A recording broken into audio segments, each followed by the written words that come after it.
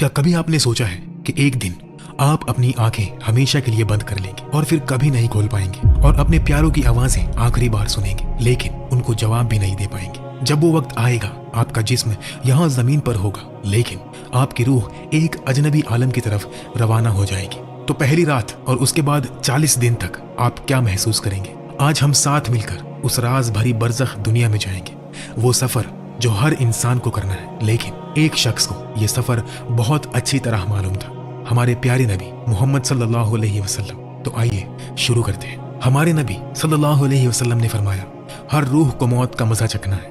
اب وہ وقت آ گیا ہے جسے تم سالوں سے ٹلا آتے تھے، جسے تم سمجھتے تھے کہ کبھی نہیں آئے گا۔ آخری سانس، زبان بول نہیں سکتی، آنکھیں ایک جگہ جم جاتی ہیں، دل ایک بار دھڑکتا ہے اور پھر رک جاتا ہے، پیروں سے ٹھنڈک شروع ہوتی ہے اور پورا بدن ٹھنڈا پڑ جاتا ہے۔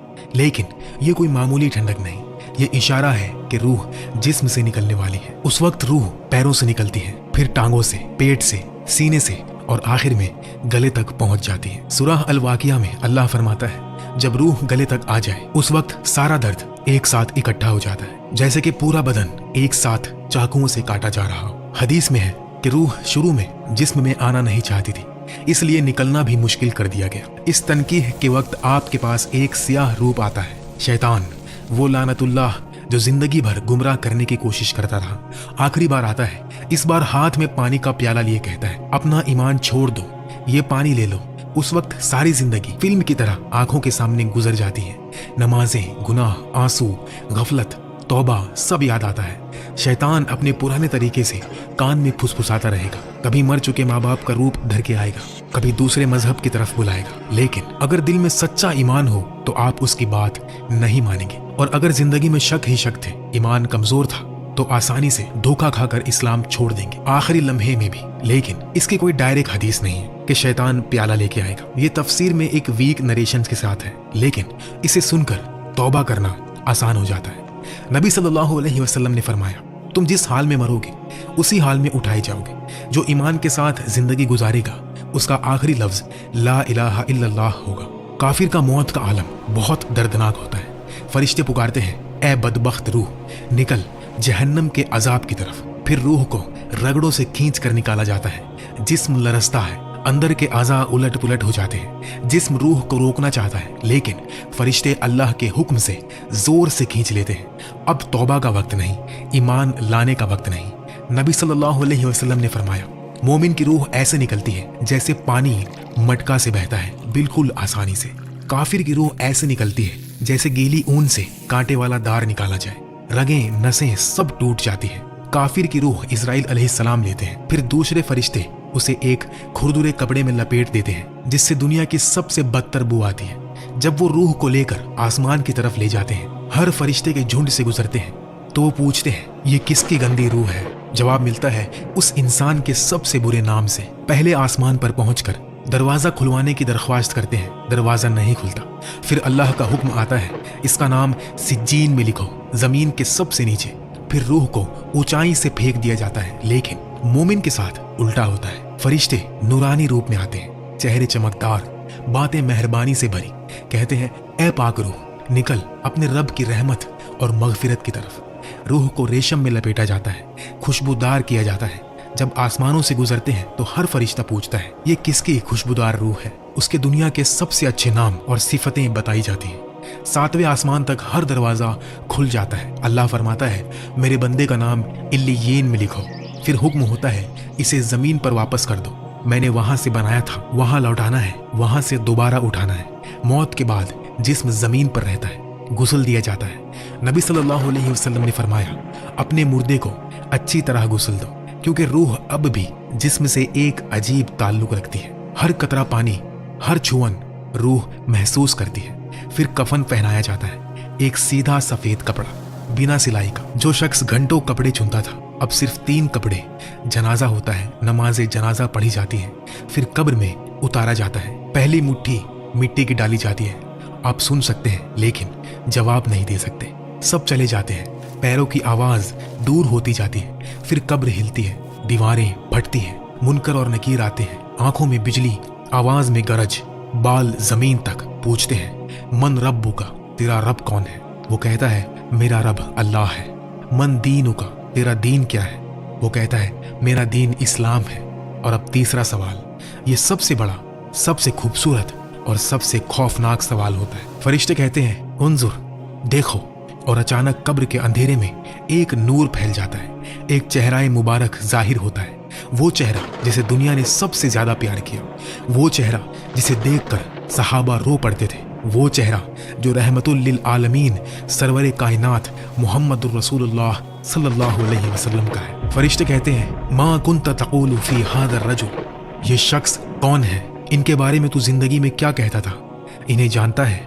अब मोमिन के दिल से आवाज निकलती है, वो रो रो कर कहता है ये अल्लाह के रसूल हैं, ये मोहम्मद सल्लल्लाहु अलैहि वसल्लम है जो हक लेकर आए।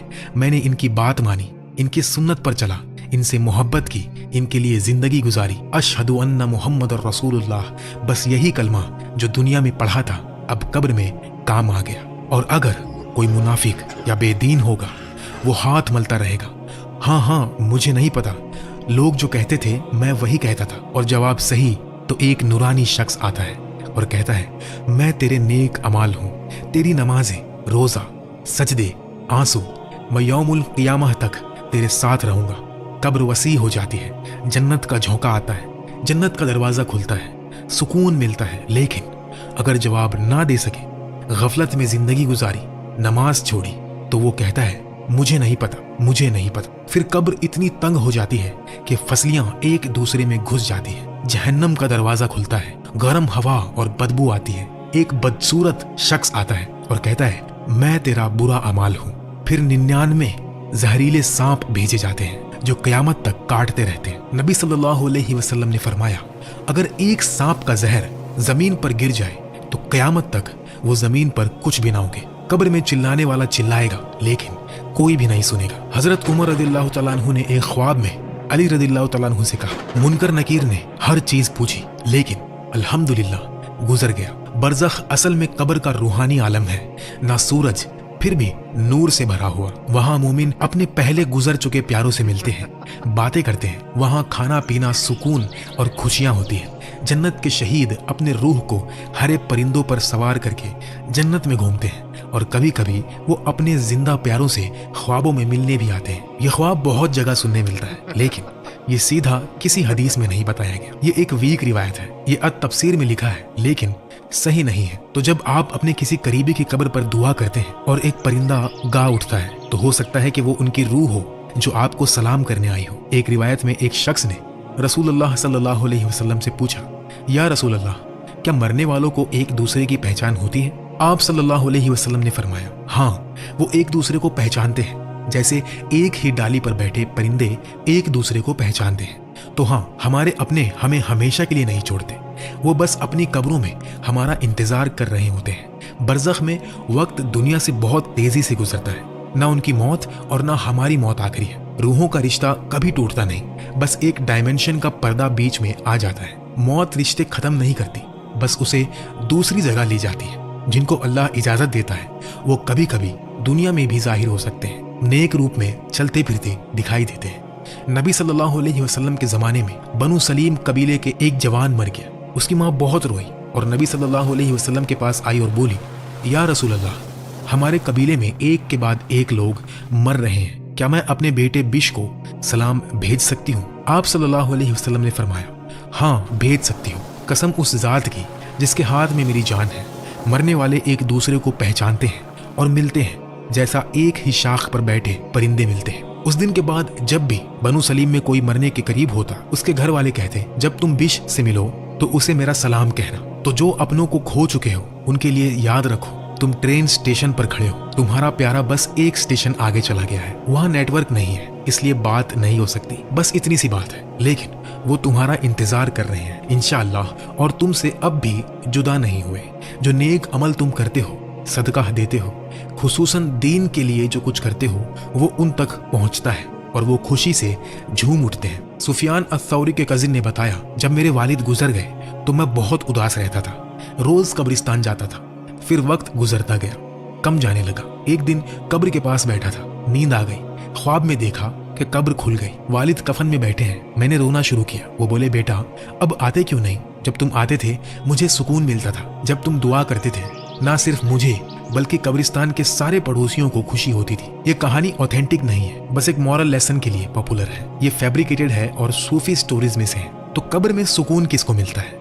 रसूलुल्लाह सल्लल्लाहु अलैहि वसल्लम ने फरमाया, शहीद के लिए अल्लाह के पास 6 इनाम है। गुनाह माफ, जन्नत दिखा दी जाती है, कब्र के अजाब से बचाया जाता है, कयामत के खौफ से महफूज रखा जाता है, सर पर वकार का ताज पहनाया जाता है, एक याकूत दुनिया से भी बेहतर दिया जाता है और 72 हूरें और 70 रिश्तेदारों की शिफाअत दी जाती है। एक और हदीस में फरमाया, हर शख्स का नामे अमाल मौत के बाद बंद हो जाता है सिवाय उसके जिसका दिल अल्लाह की राह में लगा रहा। उसके अमल कयामत तक बढ़ते रहते हैं और कब्र के फितने से बचा लिया जाता है। तुम्हारी नमाज, तुम्हारे नेक अमल, तुम्हारे सदका, ये सब मरने वालों के लिए दुनिया की हर चीज से कीमती तोहफे हैं। एक आदमी नबी सल्लल्लाहु अलैहि वसल्लम के पास आया और कहा कि मेरी माँ गुजर गई, अगर वो बोल सकती तो सदका करती, क्या मैं उनके नाम पर सदका दे सकता हूँ?